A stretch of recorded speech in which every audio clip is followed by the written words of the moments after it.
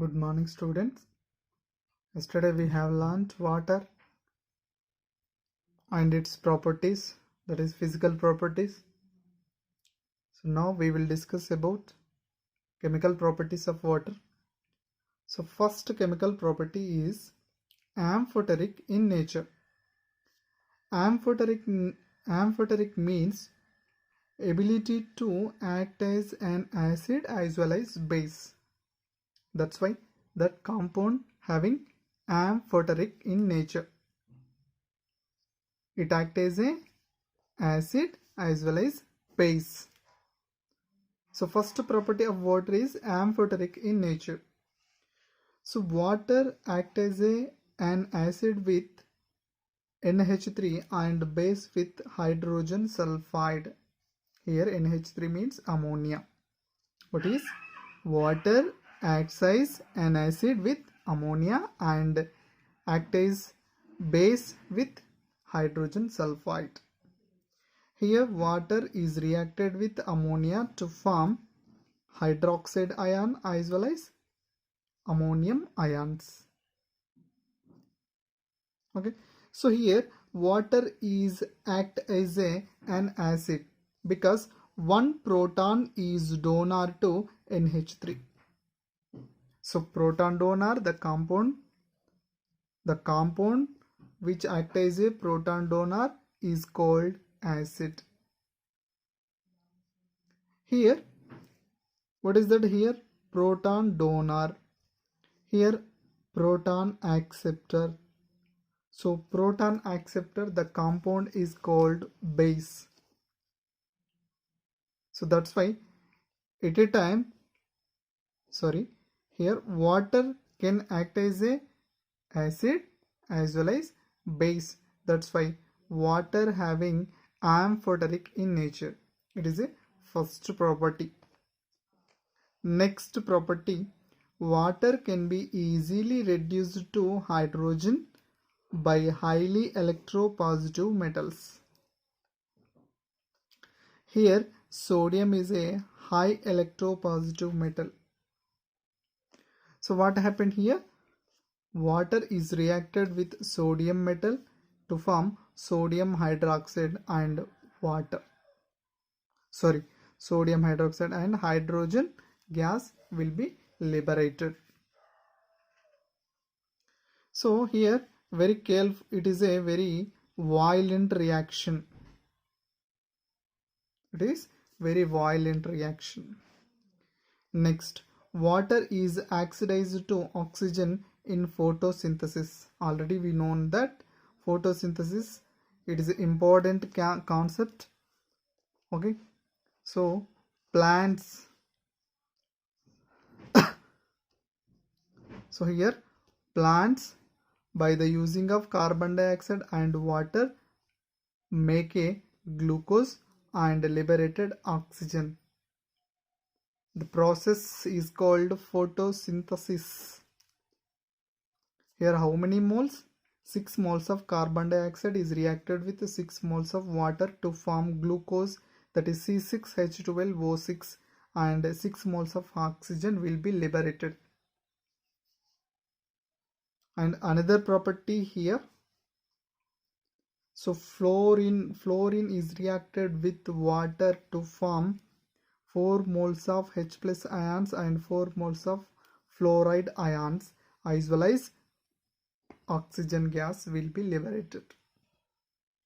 So that's why here what happened, water is oxidized to oxygen. Here is also oxygen, here is also oxygen. Here water can be easily reduced to hydrogen. So that is the indications. So next property, hydrolysis.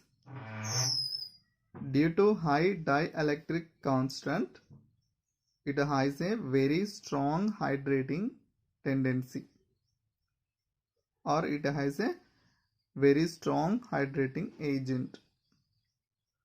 It dissolves many ionic compounds. For example,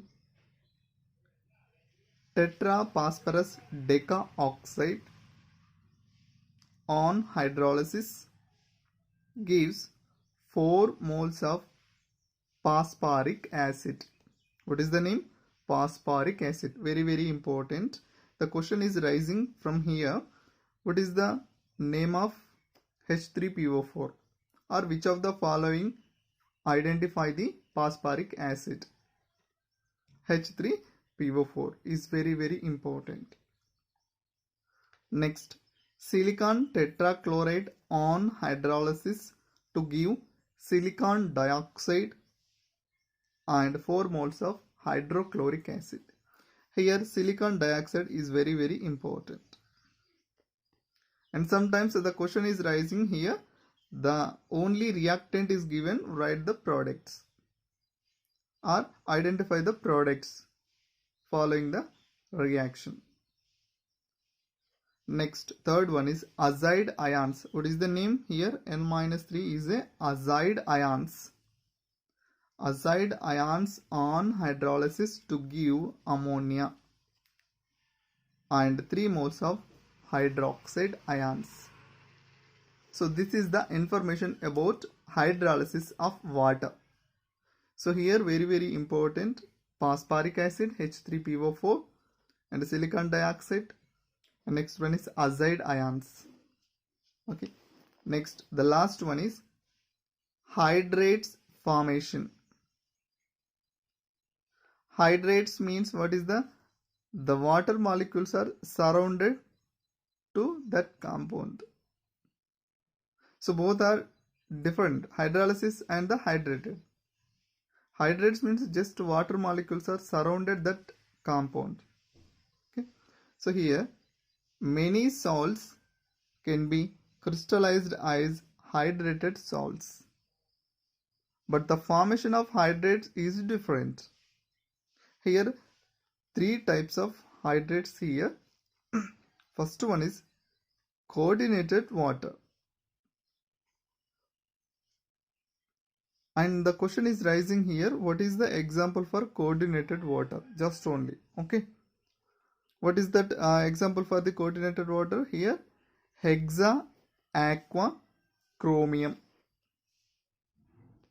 Hexa aqua chromium and 3 moles of chloride ions. It can form coordinated water. Okay. Next one is interstitial water. Interstitial water example barium chloride and 2 moles of water molecules. The last one is here hydrogen bonded water.